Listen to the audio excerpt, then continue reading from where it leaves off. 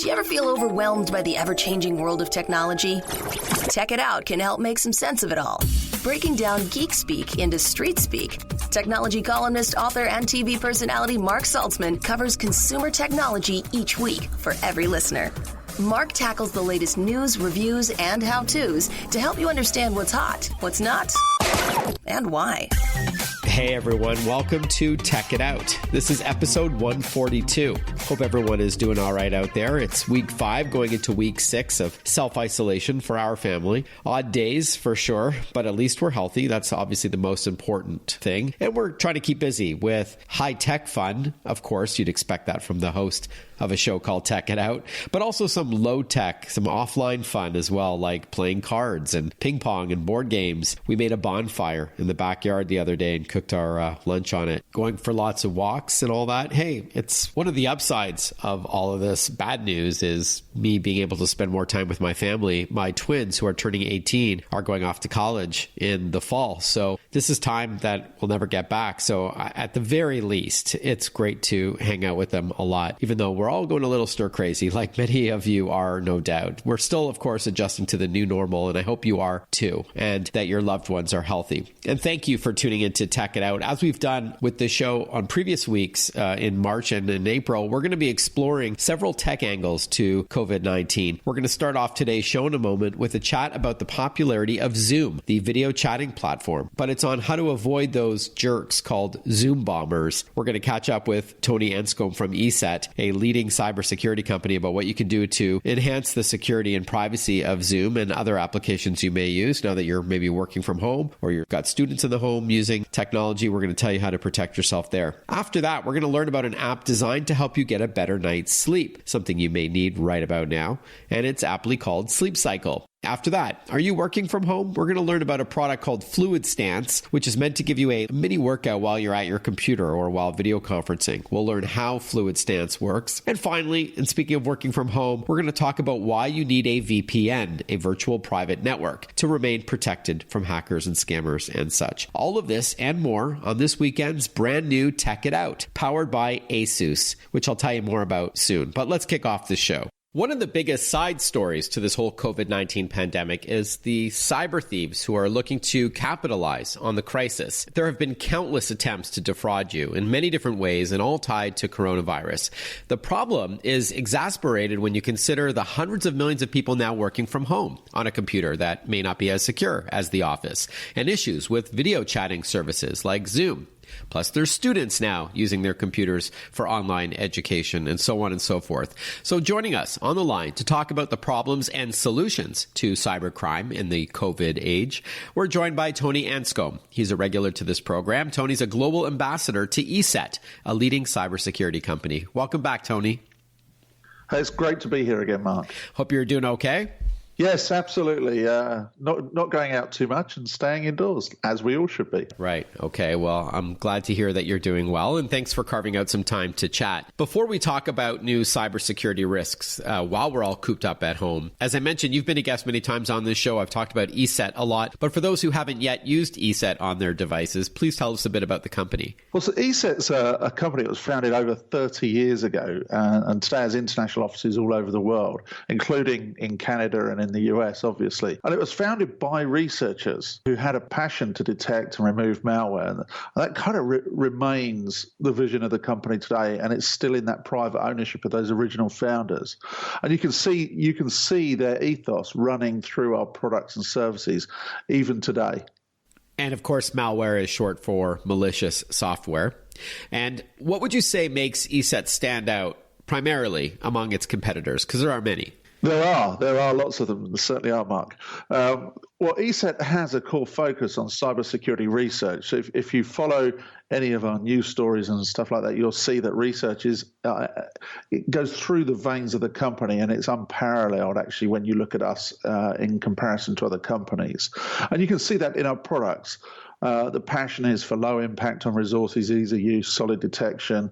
And once people discover ESET, they very rarely leave. Yeah, I can attest to that. I love that it runs quietly in the background. You know, I'm a big computer gamer, and the previous cybersecurity software I used would slow down my machine significantly. So I do like how easy it is to install and use ESET. You don't even know it's there until they warn you that there was an issue that they've quarantined and deleted. Also, what I like about ESET is that it runs on several devices, not just computers. Yeah, absolutely. So whether it's a Mac, whether it's a laptop, desktop on Windows and different versions of Windows, but we've also got versions on Android. You can even install it on a TV to protect your TV from any Android malware as well. Right. All right. So before we talk about the new normal and using technology and the risks associated with that, I understand listeners have an opportunity to get a free trial for ESET. How do they get going on that? Well, firstly, Mark, during this unprecedented time, we've extended our trials from 30 days to 90 days. And we've done that to cover businesses who are sending employees home or parents that are re-energizing, an old laptop for their kids to be homeschooled. Yeah, it means there's a no-cost option in there.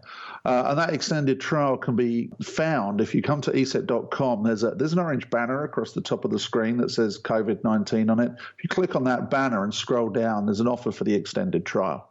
Okay, great. And I think the code, you'll be walked through the code, but I think it's trial 90 is the code. But anyhow, this is great stuff, ESET.com. All right. Now, many of us are using Zoom, as I mentioned earlier, a video conferencing platform for work, school, and even socializing. But we've been hearing in the news lately a phrase called Zoom bombing.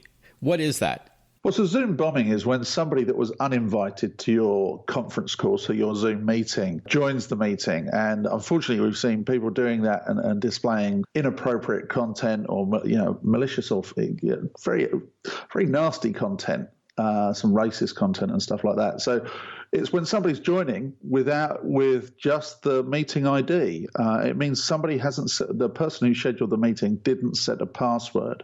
And then the bad guy comes along, guesses the 9-digit password identifier for a meeting and joins that meeting. And they can do that by brute force, so they can just set a script running to actually look for those meeting IDs that are active. Okay. Yeah. So it's when someone crashes the party, so to speak, and they look to disrupt the call in some way, shape, or form, often with screen sharing and or hurling racial comments, as you mentioned, because they obtained somehow that 9-digit code. In fact, if you go to Reddit or if you're on social media, there are groups that help coordinate these Zoom bombs. Have we not seen this on other video chatting platforms like Skype or WhatsApp or Facebook Messenger or FaceTime? Or is it just because Zoom is so popular now that they're a target? Well, Zoom is obviously, once something becomes this popular, it becomes a target. So it's kind of an unfortunate side effect of success that people will actually go and pick on something like this. And other services typically have come from the point where they start with passwords as default. Now, one of the things that Zoom has always been celebrated from users is the ease of use. But of course, with ease of use, they took away some of the default security by, for example, like requiring a password. It's a problem. And while we're talking about that password, and in fact, I've just written a blog on this, Mark, so you're going to get the breaking news here because it's not been published yet. My blog has detailed that actually, even if you set the password, so if you go into the schedule the meeting and you require the password, it doesn't actually require the password if you have the link in the invite, because the link has the password embedded in it. So all now I need is the link. Mark, there's lots of things that people install on their machines that collect browsing history. So if you've got a recurring meeting, say, for example, a school lesson that has the same link every time, if it's in the browsing history, you may have something else on your machine that's actually collecting the browsing history, and suddenly you've shared the password inadvertently with other people. Not only do you actually need to set a password, you also need to unembed the password from the link and actually force the person joining the meeting to input the password, which is what we all expect to do, isn't it? If you log on to something and it asks for a password, you expect to input it. Right. It's interesting about the trade-off between convenience and security. So I know that the company's CEO, Eric Yuan, has apologized and vowed to right the wrong. Have they done enough, do you think? And what other tips can you recommend, Tony, to reduce the odds of Zoom bombing or some of these other privacy and security concerns surrounding Zoom? So I have actually come up with a full list of recommendations, which you'll be able to find next week on We Live Security.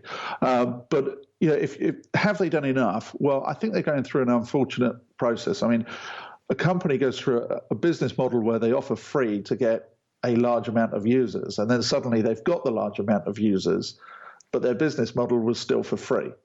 So I think they're just going through a transition phase. So I'm cutting them some slack where maybe other people aren't. And I think they will get there. They've changed their privacy policy. They're changing some of their defaults. Yeah, they've released new versions to fix some of the issues. Yeah, and they are moving quite quickly. But some of those things like holding people, if you want to start a meeting, if you want to know all the people that are actually in the meeting, make them sit in a waiting room. Yeah, and when you start the meeting, allow each individual into the waiting room so you actually know who the participants are. Set the password, unembed it from the link. There are lots of features in there if you look through the settings. All great advice, Tony. Thank you so much. Tony Anscombe, always a pleasure chatting with you. Tony, of course, is a global ambassador to ESET, a leading cybersecurity company at ESET.com.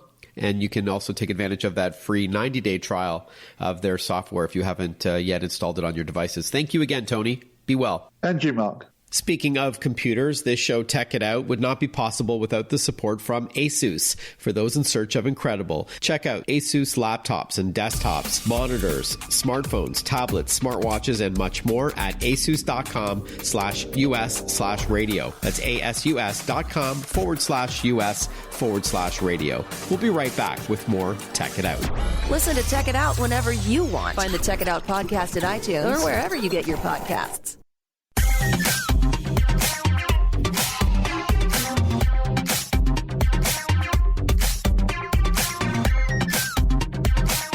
Welcome back to Tech It Out. Question for you. Since the start of this COVID-19 pandemic, how has it affected your sleep? Let's face it, it's on our mind these days. We're worried about getting sick, losing work, our life savings in the stock market that might have taken a nosedive, being stressed because of self-isolation. Whatever the reason, for many, it has impacted their sleep quite a bit. And so we're now going to learn about an app that might be able to help. It's called Sleep Cycle.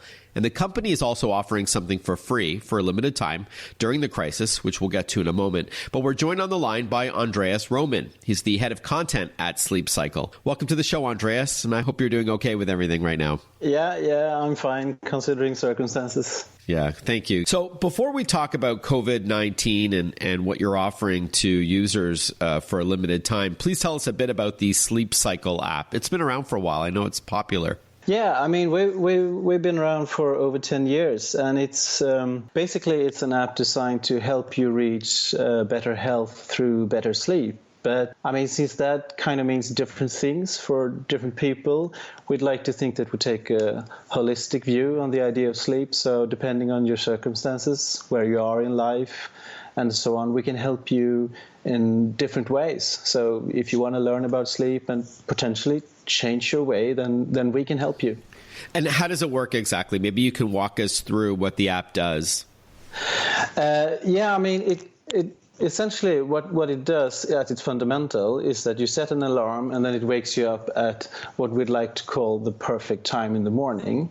And while you're sleeping, it also analyzes your sleep and presents with you an idea of how your night had fared in terms of, how many hours did you actually sleep, and did you snore, and are your sleeping habits regular, and so on. So it wakes you up and then it presents you with an idea, and then it can also help you go to sleep with our sleep aid program.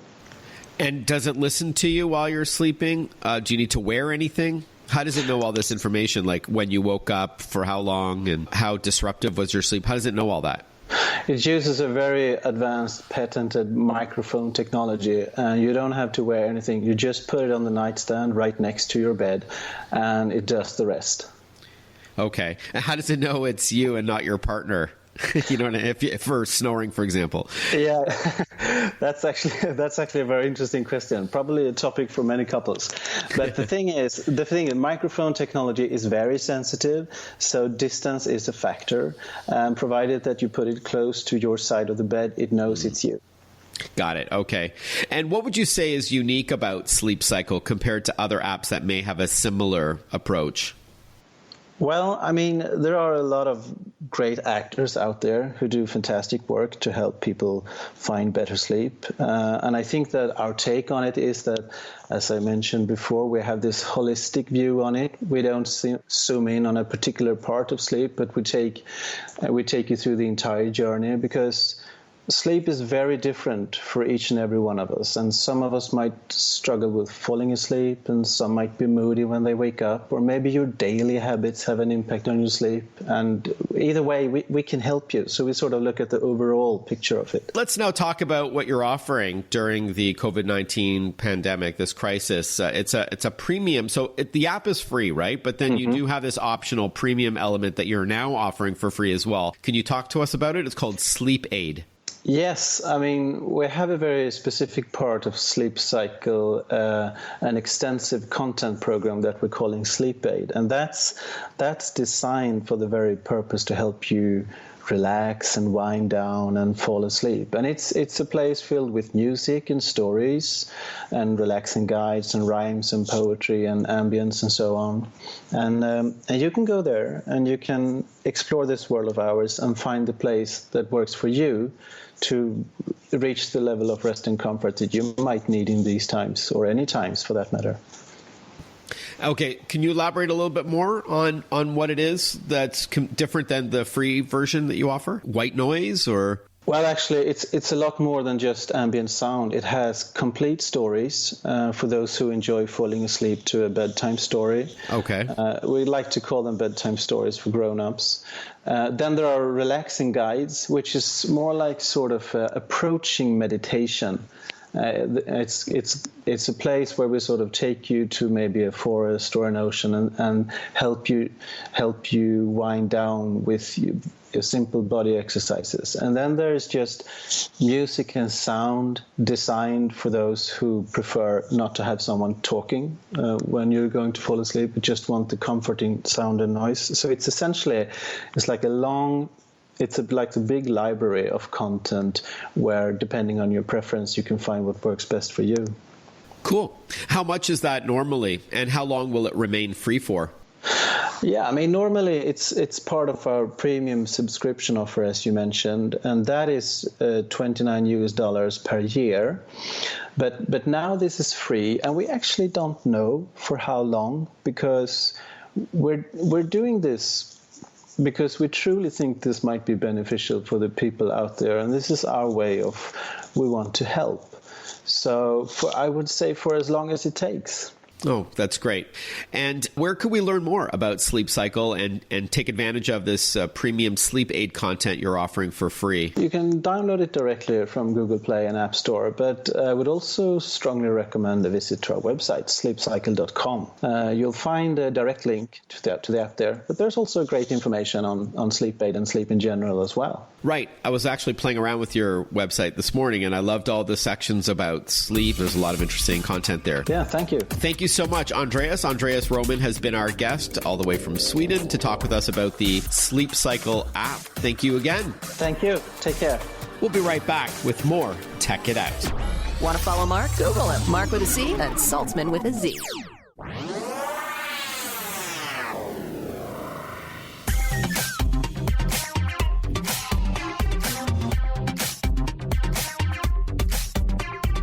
Breaking down geek speak into street speak. This is Tech It Out. Tech It Out with technology columnist, author, and TV personality Mark Saltzman.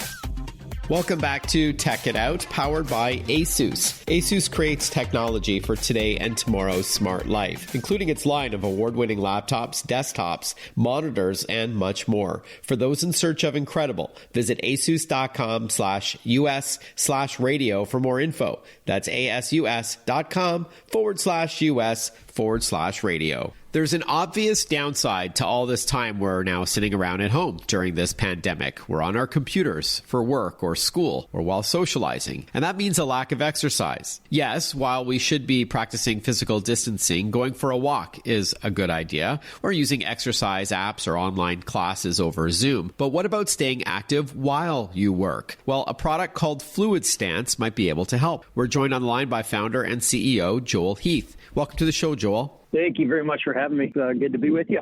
It's been said good technology solves a problem. What does FluidStance address? You know, in this sedentary lifestyle that we've all adopted, and even more so in the last couple of weeks, I'm sure, we wanted to look at how you can maintain a sense of energy while you are stuck in the places that we get stuck. And so for me, back when I founded FluidStance, I had gone from a pretty adventurous life. My first company, we were headquartered in Vail, Colorado. And when I took a corporate gig and found myself just sitting on my butt more than I ever wanted to, I started to look for ways that I could maintain that sense of motion but stay productive. So started to play with a lot of different concepts, and 27 different prototypes later, we created the Level by FluidStance that maintains energy expenditure while you continue to type away on your computer, watch Netflix, whatever you're doing. That keeps you bound to one location. So it's kind of like a balance board, if you will. Kind of looks like a skateboard. Is that fair? Yeah, I come from a board sports mentality, so was constantly looking for how you could have a little bit of fun and do your work at the same time. So yeah, definitely inspired by balance boards and snowboards, surfboards, all those things that kind of give us a little bit of levity in our life. Trying to figure out ways that we could maintain that productivity that we all need for work. And so we wanted to make sure that it had at least a 10% impact on your energy expenditure while having less than a 1% impact on your keystroke productivity.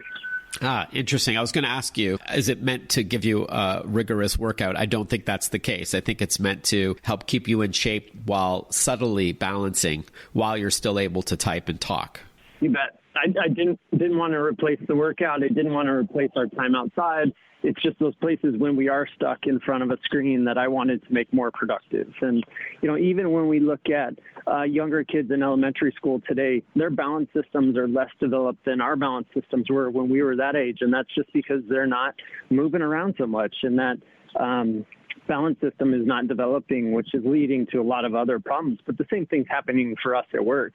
Balance is a use it or lose it situation. And if we sit all the time, I do have chairs in my office, so I'm not a total standard, but if we can continue to put moderation in our life, things will have a way to work out. Our body knows what to do. But when we force our body to stay in one position too long, whether that's standing, seated on our product, or running all the time, things start to break down. And so we want to create more moderation in our day. So as we're stuck at home today, we want to make sure that we maintain a sense of motion. And whether that's, they say the best ergonomic position is the next one. So just continuously changing up your day, moving from a seated position to a standing one. Moving to a balance board product, taking a walk. You just want to create that constant motion. I'm a big believer that motion is medicine. And if we can maintain that through this crisis, but also in our sedentary normal work life, I think we'll have a leg up on if we just stayed seated the whole time. Right. Pardon the pun. Do you have any scientific evidence on it increasing your health, your happiness, your productivity, anything that could back up your, as you said, you believe that it makes a difference, but I think you have some stats too. Yeah, you bet. I really wanted to make sure that we could deliver something that was meaningful, and I didn't want it just to be something that was fun but wasn't productive, et cetera. So Mayo Clinic did research on us and found that we increased energy expenditure by 19.2%. We worked with Westmont University, University of Idaho as well. They all found similar stats, that we increased the energy expenditure in a meaningful way.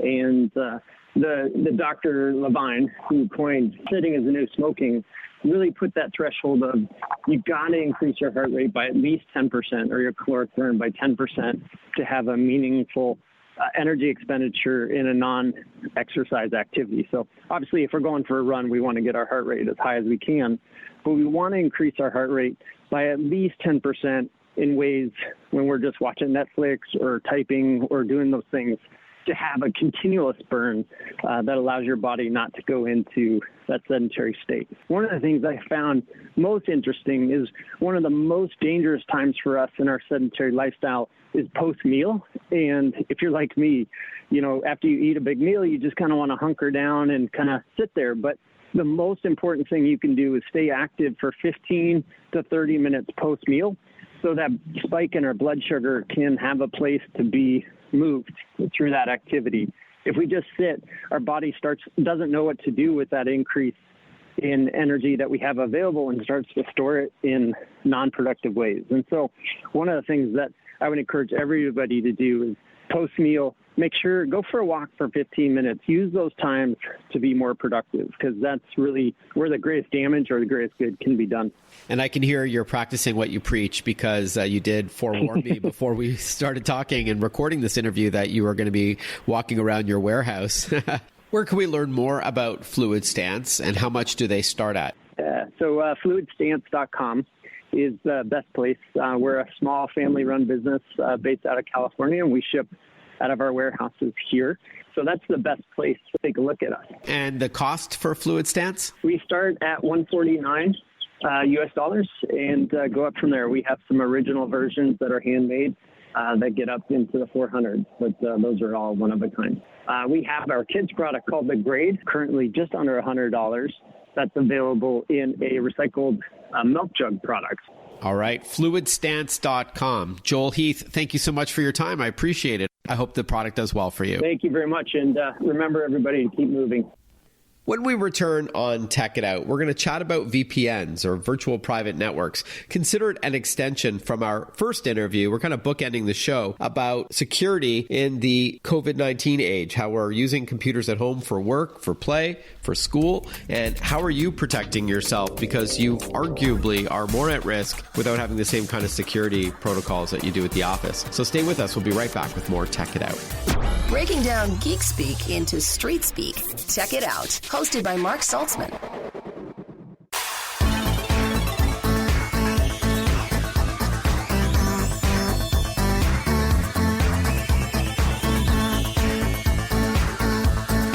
Now that you may be working from home because of the COVID-19 pandemic, how private is your online activity? Probably not very private, in fact. Even if you opt for your browser's private browsing mode, or incognito mode, or whatever it's called, yes, it could scrub your history and cookies and all that when you're done, but your online activity is still visible, saved, and could be shared or sold.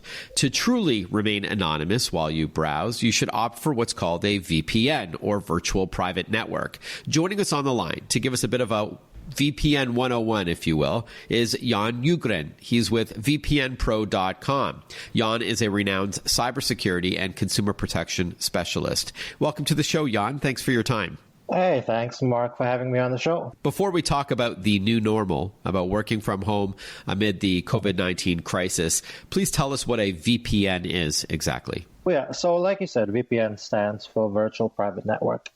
And I think it's kind of good to explain VPN by understanding how your internet works. So you, through your router, like now you're probably connected to your Wi-Fi, and the Wi-Fi is connected to your router, which connects to your ISP, Internet Service Provider, and that goes on to the internet. So, for example, if I want to connect from my computer to VPNpro.com, VPNpro.com will be able to see my IP address, and my ISP will be able to see my IP address and see what websites I'm visiting. So from a privacy perspective, it isn't, that great. And an IP address, it's a unique identifier. It shows your geographical location, right? We're talking about a number like 192.68.0.1, something like that. That's an IP address. Something like that. So, if I Google what is my IP address, I will find it. And then if you click on it, usually you'll see your own city or even something very close to your neighborhood. Right. So it is a way for companies or other people to identify roughly where you are located. And it is, like you said, it's a unique identifier so that people, websites or companies on the internet, they can really track all your browsing history by your IP address. And everywhere you go, you communicate your IP address. So what a VPN does is that it does two things. It first encrypts your communications, your web traffic, so that it isn't in clear, plain language what you are doing. So your passwords, your videos, your messages, anything that you're doing online, if it's encrypted, that means other people can't read it, if anyone is listening in. The second thing that a VPN does, which is the most popular, is that it changes your IP address.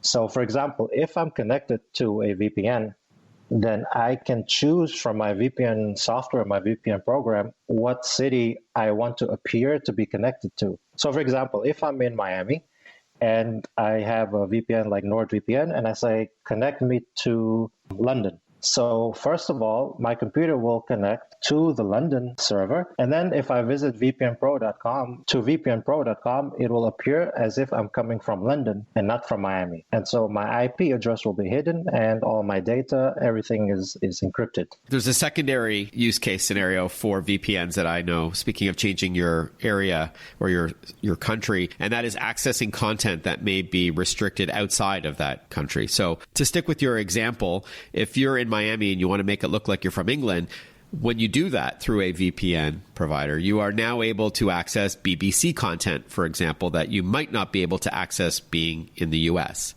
So that is a secondary application. I know my Canadian friends who want access to the American Netflix will do that. I was going to give the example. Even more popular than iPlayer is the US Netflix. I think that's could be 50% of all VPN usage is just trying to get connected to US Netflix. All right. So that's what a VPN is. Number one, it masks your online activity. So therefore, it is more anonymized and you can't be tracked by your internet service provider or your web browser company or by the websites you visit like Facebook and so on. And secondly, you can make it look like you're from another country for other purposes. All right. So what does VPNpro.com do? Well, we, of course, by the name, you can already assume that we're kind of focused on VPNs, but we do more focus on cybersecurity because we really want to emphasize and want to educate the public on privacy and anonymity and security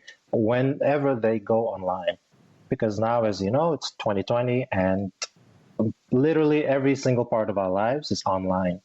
And as you also know, there are data breaches and data leaks and these vulnerabilities almost in the news pretty much every week. And so we try to educate people on how for themselves to best stay safe and secure online. So we do a lot of research on that part, and we do also some VPN reviews and other software reviews. With so many people working from home now, I understand that you have seen a huge spike in VPN use to stay private and secure. Yeah, we've seen a lot of traffic coming in. People are looking for the best VPNs in whatever the country they're in. So we decided to take a bit of a deeper dive into it to see what the numbers are saying. So the first thing we did was we looked at Google Trends just in different countries to see what kind of spike we're seeing in VPN searches in different countries. And in Portugal, Italy, Spain, in Europe, in UK, we're seeing a big percentage increase in the amount of people searching for basic information on VPNs. And so we contacted some VPNs, and you asked them, what kind of numbers are you seeing from your end? And for example, Surfshark said that they're seeing really big increases. For example, they're seeing a triple increase in Turkey, double in Italy, in Germany, and Portugal. NordVPN has seen quadruple user growth in Canada, in Austria, and Netherlands. I'm not surprised because we're now being mandated to work from home. We want to make sure it's a secure connection. We'll continue chatting with VPNpro.com when we return. Stay with us. Follow Mark Saltzman on Facebook, on Twitter, on Instagram. Listen to Check It Out whenever you want.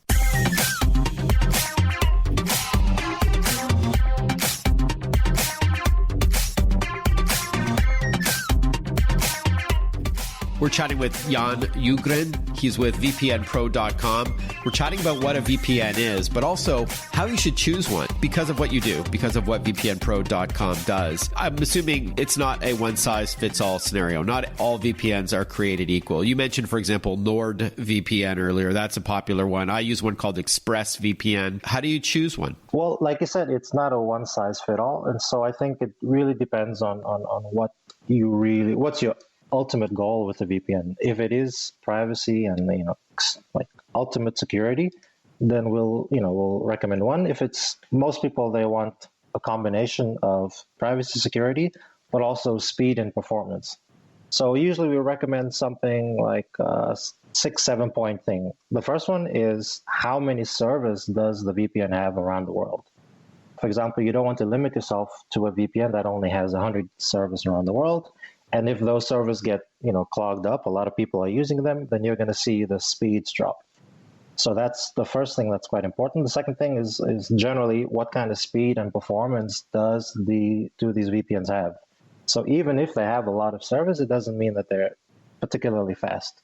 So usually we recommend that people, once they connect to a VPN, see what the speed is when you are without the VPN on like speedtest.net, and then see what the speed is when you're connected to the VPN, and see if that kind of drop is okay for you. If it isn't, then maybe go with another VPN.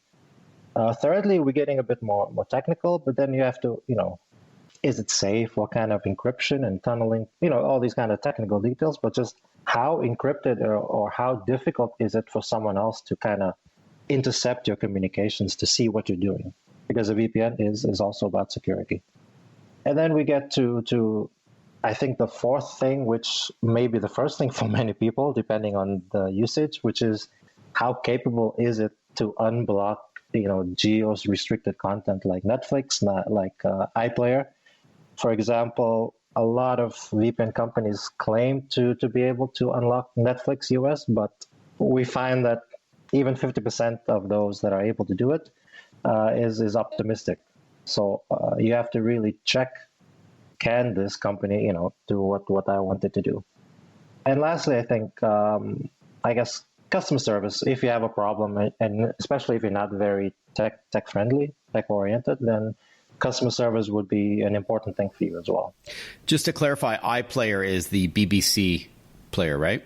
Yeah, it is a BBC. Okay, thank you. And one other consideration, and it's often the first one, is how much does it cost? When somebody's looking up a VPN and maybe their company isn't paying for it, they may opt for a free VPN over a paid one. What's your take on that? We actually do a lot of research on free VPNs, only because we see that so many people flocking to free VPNs for those reasons that you mentioned. It's free, and it seems to be providing with the best, of speed, security, all that kind of stuff. However, we find that most of that is not really dependable. So with free VPNs, you really are sacrificing something. Optimistically, like with TunnelBear, you can use it, but you have a limit of, say, 1 gigabyte per month. And nowadays, that means you watch 2 Netflix shows, you're done. You've reached your gigabyte limit. Pessimistically, you have things that they will actually not be so safe. They will not be so anonymous. They will not be so private. So they may leak your IP address. They may track the websites you're visiting. Or some, really shady VPNs, they might even be, engaged in fraud. So there are good free VPNs like Proton VPN, like Windscribe.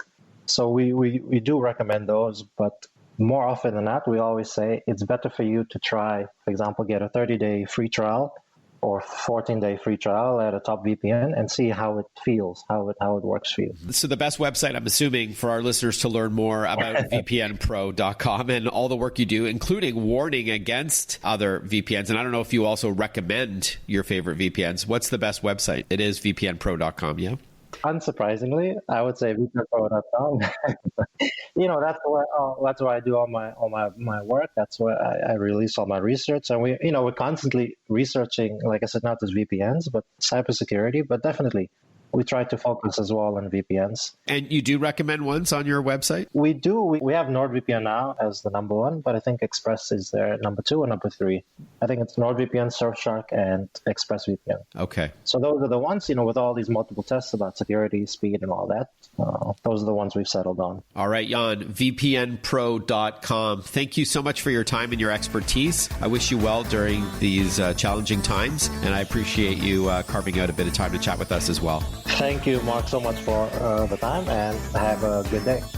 Thank you so much for tuning into Tech It Out, everyone, powered by ASUS. Visit asus.com/US/radio for a look at all their awesome gear. Stay safe, everyone. Happy, healthy week ahead. And I look forward to catching up with you next weekend on Tech It Out.